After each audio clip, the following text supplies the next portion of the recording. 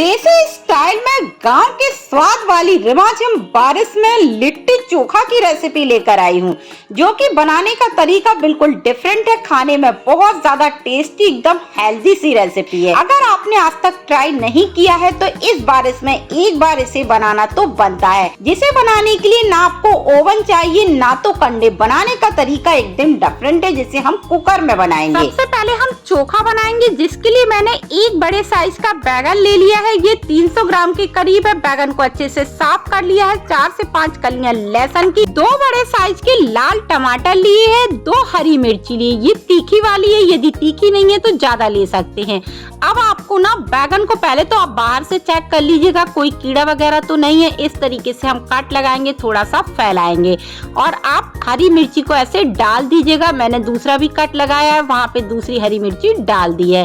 इसी तरीके से बैगन पर हम 3 से 4 कट लगाएंगे, वहाँ पर हरी मिर्ची और लहसुन को डालते जाएंगे। देख पा रहे हैं कि हरी मिर्ची के बाद जो लहसुन बचा है वो भी मैंने ऐसे डाल दिया है। इसी तरीके से जितना बैगन का आपको चोखा बनाना हो वैसे ही आप बैगन को तैयार कर लीजिएगा।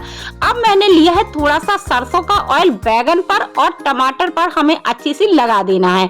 इससे जल्दी भुन जाते हैं, साथ ही साथ ना इसका छिलका आसानी से रिमूव हो जाता है। इधर गैस पर मैंने इस तरीके की जाली रखी, हर किसी के पास मिल जाता है। यदि ये नहीं है तो आप इसे डायरेक्ट फ्लेम पर भी सेक सकते हैं। डंठल साइड से बैगन इसे डंठल साइड से सॉफ्ट हो जाता है। थोड़ी थोड़ी देर पर इसकी साइड को हम चेंज करते रहेंगे। और जो टमाटर है ना, इसे सिकने में थोड़ा सा कम समय लगता है, तो इसीलिए टमाटर हमारे जल्दी से सिक जाते हैं। टमाटर हमारा बढ़िया से सॉफ्ट हो चुका है, तो टमाटर को हम उठा लेंगे और एक प्लेट पर हम रखते जाएंगे।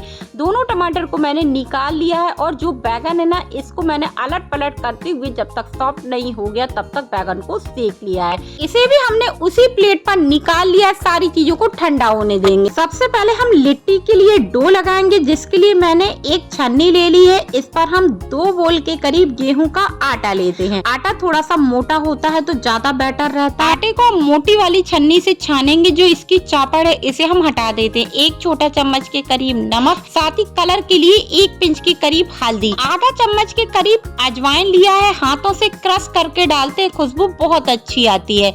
इस पर 2 बड़ा चम्मच के करीब मैंने घी लिया है। घी को आप मेल्ट करके डालिए या तो ऐसे ही डाल सकते हैं। क्वांटिटी ज्यादा है तो मैंने थोड़ा ज्यादा लिया है। साथ ही 1/4 चम्मच के करीब खाने का सोडा।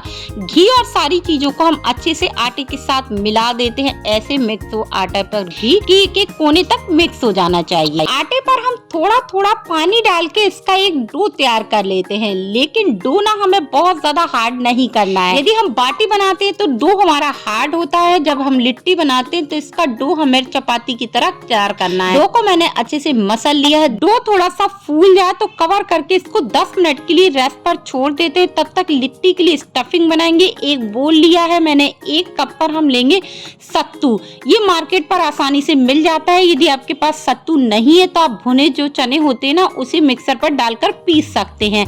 1 कप के करीब मैंने सत्तू लिया है। साथ ही मैंने प्याज को एकदम बारीक चॉप कर लिया है। एक छोटे साइज के प्याज को बारीक चॉप कर सकते हैं या तो 2 से 3 चम्मच भर के। लहसुन की 7 से 8 कलियां जिसे एकदम बारीक चॉप कर लिया है। यदि चम्मच से देखें तो 1 छोटा चम्मच के करीब है। 1 से 1.5 इंच अदरक का टुकड़ा जिसे मैंने बारीक वाले ग्रेटर से ग्रेट कर लिया है। साथ ही 2 हरी मिर्ची जिसे बारीक चॉप करके लेंगे। 1 छोटे साइज का टमाटर जिसको मैंने फाइनली चॉप कर लिया है। आप चाहे तो इसे स्किप भी कर सकते हैं। आधा छोटा चम्मच के करीब काला नमक, 1 छोटा चम्मच के करीब काली मिर्ची को मैंने कूट के डाला है। आधा छोटा चम्मच के करीब लाल मिर्च पाउडर, आधा छोटा चम्मच के करीब गरम मसाला, आधा चम्मच के करीब अजवाइन हाथों में लेके क्रश करके डालेंगे। साथ ही आधा चम्मच के करीब कलौंजी, थोड़ा सा रेगुलर नमक, साथ ही हम डालेंगे अचार का मसाला। आम मिर्ची जो भी हो वो डाल सकते हैं। 2 चम्मच भर के मैंने डाला है। साथ ही 1 चम्मच के करीब हम सरसों का ऑयल डाल लेते हैं और आधा नींबू का रस। अमचूर पाउडर का भी यूज कर सकते हैं। सारी चीजों को अच्छे से हम मिक्स कर देते हैं। जब हम हाथ से इस तरीके से मुट्ठी बांधे तो हल्का सा मॉइस्चर होना चाहिए। फाइनली हम लास्ट में ढेर सारा बारीक कटा हुआ हरा धनिया डाल देते हैं। इसे भी मिक्स कर देते हैं। बहुत ज्यादा टेस्टी चटपटी हमारी सत्तू की स्टफिंग बनकर बनकर तैयार हो गई है। जब तक जो बैगन और टमाटर है वो हमारे अच्छे से ठंडे हो गए हैं, हमने इस पर ऑयल ग्रीस किया था ना, तो देख पा रहे हैं कितने आसानी से इसका छिलका रिमूव हो गया है। और दोनों टमाटर को छीलने के बाद हम चाहे तो इसमें उबला हुआ आलू भी डाल सकते हैं, लेकिन आज ना मैं सिर्फ बैगन और टमाटर का चोखा बनाने वाली हूँ।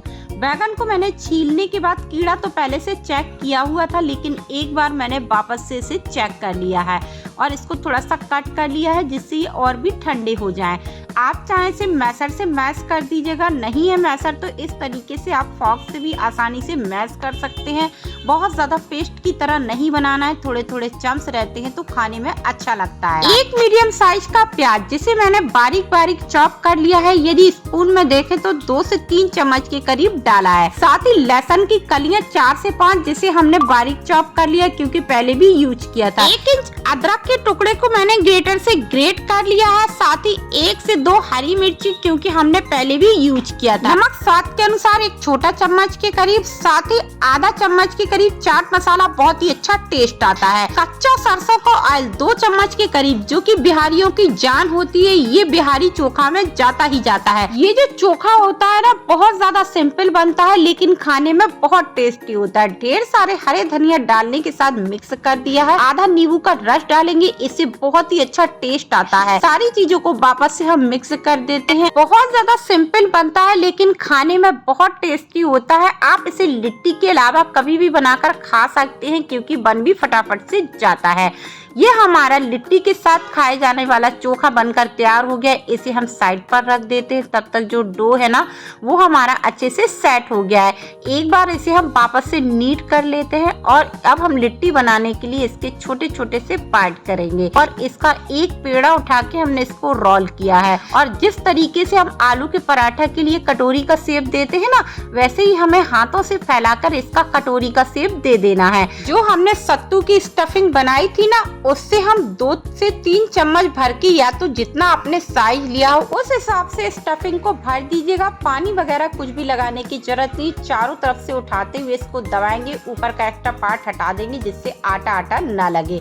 ऐसे ही मैंने इसको रोल कर दिया है। बनाते हुए हम एक प्लेट पर रखते जाएंगे। एक और बताती हूँ, वापस से मैंने इसको हाथों से फैला लिया है, कटोरी का शेप दे दिया है, स्टफिंग इस पर डाल दिया 2 से 3 चम्मच के करीब। और बस ऐसे ही पकड़ के मैंने चारों तरफ से इसको मोमोज का शेप दे दिया है। ऊपर का एक्स्ट्रा पार्ट हटा के इसको रोल कर लिया है। ऐसे ही जितनी आपकी एक बार में बेक हो जाए उतनी आप बना लीजिएगा। मैंने 7 से 8 पीस बनाकर तैयार कर लिए। इसे अभी हम साइड पर रख देते हैं। आज की जो लिट्टी है प्रेशर कुकर में बनेगी। गैस के फ्लेम को स्लो करने के बाद मैंने प्रेशर कुकर चढ़ा दिया। ये नॉन स्टिक का नहीं है। कुकर के ढक्कन की मैंने सीटी और रबर दोनों हटा दिए। इसे गर्म होने के लिए छोड़ दिया था। कुकर जब गर्म हो जाए, बेस पर ना हम घी को ग्रीस कर देते हैं। थोड़ा अच्छा सा घी से ग्रीस करिएगा, बहुत ज्यादा नहीं। इसके बाद जो हमने लिट्टी बनाई हुई थी ना, एक एक करके हम इसको सेट कर देते हैं। चिपका चिपका के मत रखिएगा क्योंकि ये बहुत ज्यादा फूलती है। 8 पीस आसानी से बन गए हैं, एक आध और बन सकता था। ऊपर से भी मैंने इसको घी से ग्रीस कर दिया जिससे बढ़िया से कलर आए। फ्लेम का मैंने एकदम स्लो किया है, छोटे बर्नर का यूज किया है। कम से कम 5 से 7 मिनट के लिए इसको मैंने बेक कर लिया है।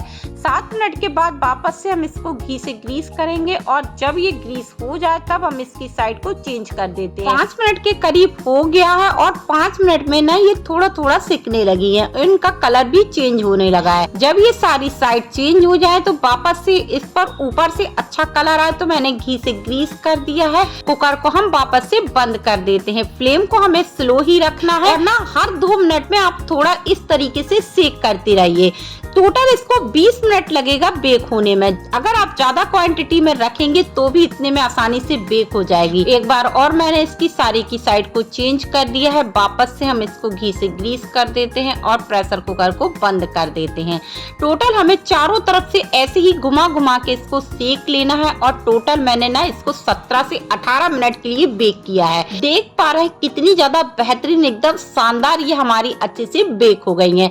यदि आप चाहें तो इसको घी में डिप कर सकते, लेकिन मैं इसे ना थोड़ा सा हेल्थ कॉन्सेप्ट बनाने वाली हूँ तो मैंने इसको ब्रश से ही कर लिया है। इसे देखकर कोई कह सकता है कि ये हमने कुकर में बनाई है, बिल्कुल बनी है ना आग जैसी, एकदम बेहतरीन, अंदर से भी एकदम परफेक्ट कुक हुई है। और इसे मैंने एक प्लेट पर निकाल लिया है, वापस से एक बार घी को अच्छे से मैंने ब्रश कर दिया है। इसे देखकर कोई कह सकता है कि हमने कुकर में बनाया है। मजेदार चोखा सर्व करेंगे, साथ ही हमने मसाला अनियन, एक नींबू और हरी मिर्च के साथ ये गर्मा गर्म अपनी जो कि बनाना आसान है, खाते ही आपको मजा आ जाएगा। ऊपर से मैंने इस पर घी और डाला है सर्व करते समय। चोखे पर हमने थोड़ा सा नींबू निचोड़ दिया है। चलिए मैं आपको दिखाऊं कितनी ज्यादा मजेदार एकदम चटपटी सी इसके अंदर स्टफिंग भरी है। इस भरी बारिश में आप रोज रोज की वही कचौड़ी पकौड़ी समोसा खा के बोर हो चुके हैं तो इस हेल्दी वर्जन लिट्टी चोखा को ट्राई करिएगा, आपको मजा आ जाएगा। रेसिपी पसंद आई हो तो लाइक से सब्सक्राइब करना ना भूलिएगा।